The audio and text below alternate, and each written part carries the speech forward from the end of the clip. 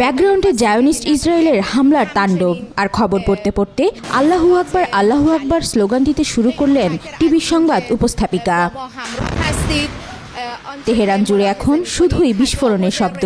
এর মধ্যে ইরানের রাষ্ট্রীয় টেলিভিশন এবং রেডিও সদর দপ্তরেও হামলা চালিয়েছে ইসরায়েল।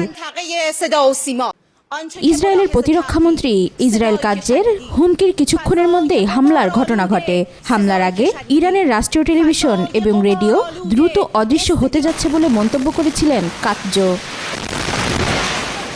ওই হামলায় কিছুক্ষণের জন্য সম্প্রচার কার্যক্রম পুরোপুরি বন্ধ হয়ে যায়, তবে কয়েক মিনিট পর সেটি পুনরায় সম্প্রচারে আসে। এ ঘটনায় হতাহত বা ক্ষয়ক্ষতির বিষয়ে এখনও সুনির্দিষ্ট কোনো তথ্য পাওয়া যায়নি।